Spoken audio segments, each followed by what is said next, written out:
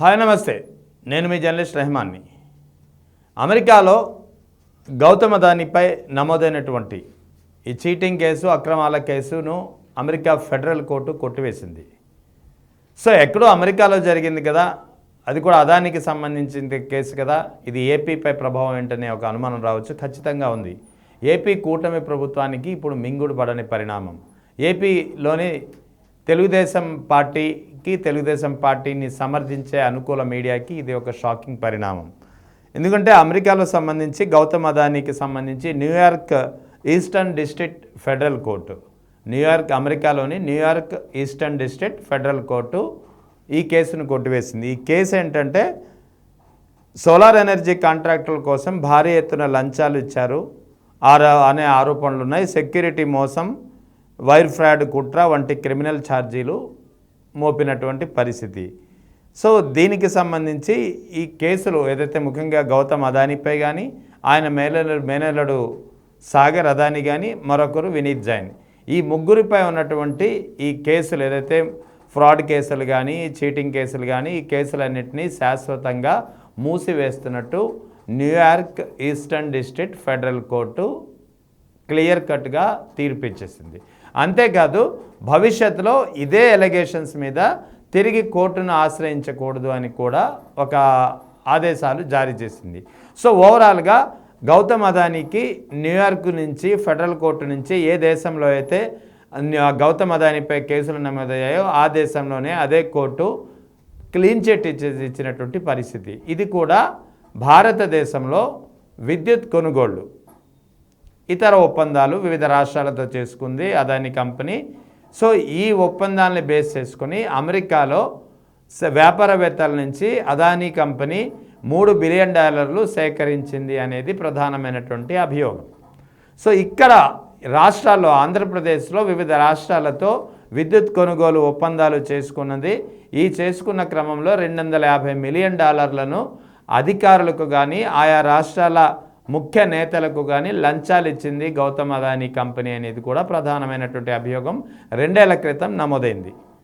So ఇందులో భాగంగానే ఆంధ్రప్రదేశ్ అప్పటి ముఖ్యమంత్రి, వైఎస్ఆర్ కాంగ్రెస్ పార్టీ అధినేత వైఎస్ జగన్కు 1700 కోట్లు లంచాలు, ముడుపులు గౌతమ్ అదానీ సంస్థ ద్వారా అందాయి అనేది ప్రధానమైనటువంటి అభియోగాన్ని తెలుగుదేశం పార్టీ కానీ, తెలుగుదేశం పార్టీ అనుకూల మీడియా కానీ అప్పట్లో పుంఖానుగా కథలు, వార్తలు ఇష్టం వచ్చినట్టు రాసి పడేశాయి. ఇంకా హద్దేముంది, అమెరికాలో ఎక్కడో ఒక తీగ కనిపించింది, ఆ తీగను అల్లుకుని మొత్తం అంతా కథలన్నీ నేరేటివ్ చేయాలి, ఇదే పని కదా. సో ఇక్కడ కూడా ఇదే జరిగింది. ఇప్పుడు 2 ఏళ్ల క్రితం జరిగినటువంటి ఈ ఘటనకు సంబంధించి అమెరికాలో ఈ రాష్ట్రాల్లో కుదుర్చుకున్నటువంటి గౌతమ్ అదానీ కంపెనీ రాష్ట్రాలతో విద్యుత్ కొనుగోలు విషయంలో, సోలార్ ఎనర్జీ కంపెనీ సెటప్ విషయంలో, కొనుగోలులో చేసుకున్నటువంటి ఒప్పందాలని ఆధారం చేసుకుని అక్కడ $3 బిలియన్ సేకరించారనేది ప్రధానమైనటువంటి అభియోగం. అందులో భాగంగా ఈ ఒప్పందాలు కుదుర్చుకునే క్రమంలో ముఖ్య నేతలకు, అధికారులకు $250 మిలియన్ లంచాలు ఇచ్చారు. ఆంధ్రప్రదేశ్ ముఖ్యమంత్రి, అప్పటి ముఖ్యమంత్రి వైఎస్ జగన్కు 1700 కోట్ల ముడుపులు అందాయి అనేది ఇష్టం వచ్చినట్టు కథలు రాసి పడేశాయి.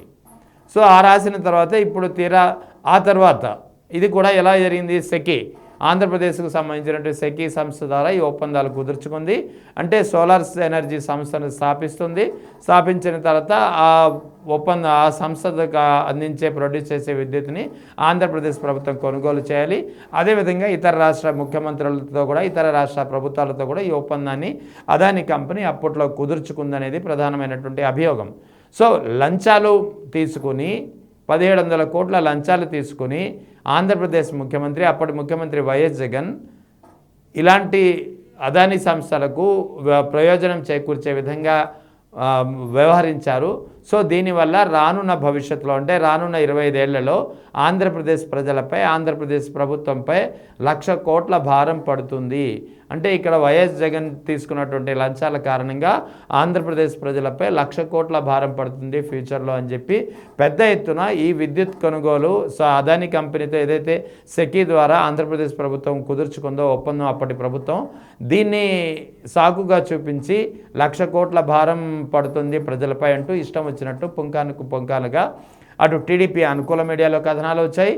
దాన్ని బేస్ చేసుకుని టీవీ డిబేట్లో పెద్ద ఎత్తున టీడీపీ నేతలు చెలరేగిపోయినటువంటి పరిస్థితి. ఇంకేముంది, వైఎస్ జగన్ కూడా ముడుపులు అందాయి కాబట్టి అమెరికా నుంచి ఫెడరల్ పోలీసులు, అమెరికా పోలీసులు వచ్చి అరే వైఎస్ జగన్పై కూడా కేసులు నమోదవుతున్నాయి, నమోదై అతన్ని అరెస్ట్ చేసేస్తారంటూ ఇష్టం వచ్చినట్టు, ఇంకా హద్దు లేకుండా ఇష్టం వచ్చినట్టు టీవీ డిబేట్లో చెలరేగిపోయినటువంటి పరిస్థితి చాలా కాలం క్రితం చూసాము.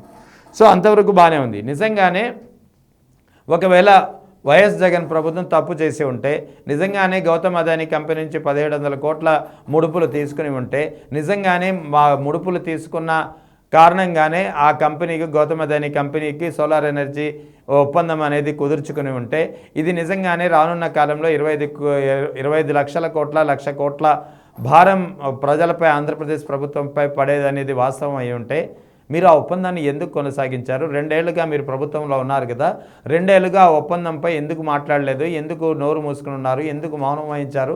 ఎందుకు ఆ ఒప్పందాన్ని రద్దు చేయలేదు? ఎందుకు ఆ ఒప్పందాన్ని ఇప్పటికీ కొనసాగిస్తున్నారు? ఈ ప్రశ్నకు కూటమి ప్రభుత్వం నుంచి ఇప్పటికీ సమాధానం లేదు.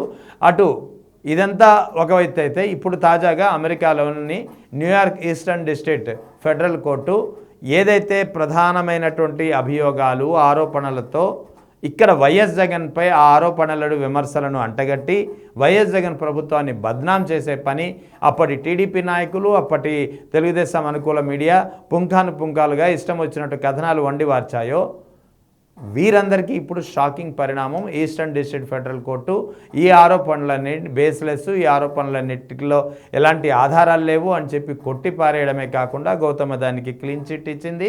అంతేకాకుండా భవిష్యత్తులో ఇదే అంశాలపై, ఇదే ఆరోపణలపై తిరిగి కోర్టును ఆశ్రయించకూడదనే ఒక క్లియర్ కట్ అదే మెసేజ్ కూడా కోర్టు ఇచ్చేసినటువంటి పరిస్థితి.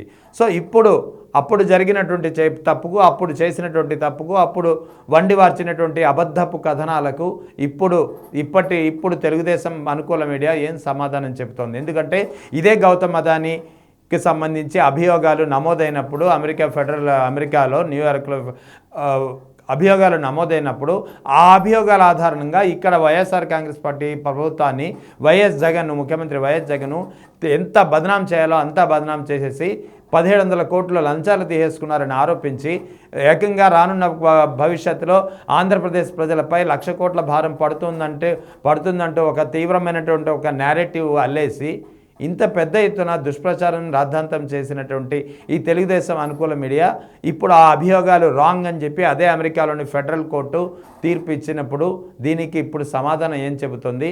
మీరు రాసిన కథనాలు, మీరు రాసినటువంటి ఈ రాద్ధాంతపు, ఈ అబద్ధపు ప్రచారాలు, తప్పు జరిగిపోయిందని చెప్పి ఒప్పుకుంటారా?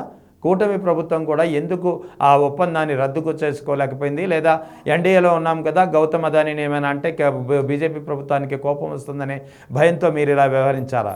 ఏదేమైనప్పటికీ వైఎస్ జగన్ను ఎంత బదనాం చేయాలని ప్రయత్నించినా, వైఎస్ జగన్ ప్రభుత్వ ప్రతిష్టను ఎంత మంటగలపాలని చూసినా, అది రానున్న కాలంలో అది తాత్కాలికంగా అయితే కొందరికి చేరవచ్చు, కానీ రానున్న కాలంలో అయితే శాశ్వతంగా దీనికి సమాధానం దొరుకుతుంది. ప్రతి అంశంలోనూ అదే జరిగింది. ఇప్పుడు ఈ గౌతమ్ అదానీ ముడుపుల case, Gautam Adani company case, solar energy వ్యవహారం కేసు, ఒప్పందం కేసు, మొత్తానికి America federal court clean chit ఇవ్వడము, ఈ ముడుపులు ఏదైతే ఇచ్చిందని చెప్పి కంపెనీ మీద ఆరోపణలను ఇవన్నీ అబద్ధాలు, వాటికి ఆధారాలు లేవని చెప్పి ఫెడరల్ కోర్టు తేల్చడమే కాకుండా రానున్న కాలంలో తిరిగి ఇదే ఆరోపణలపై కోర్టును ఆశ్రయించకూడదని చెప్పి ఆదేశాలు ఇవ్వడంతో మొత్తానికి వైఎస్ జగన్పై అప్పటి మీడియా కానీ, అప్పటి తెలుగుదేశం నాయకులు కానీ చేసిన ప్రచారం అంతా అబద్ధం అని చెప్పి మరోసారి స్పష్టంగా తేలిపోయినటువంటి పరిస్థితి.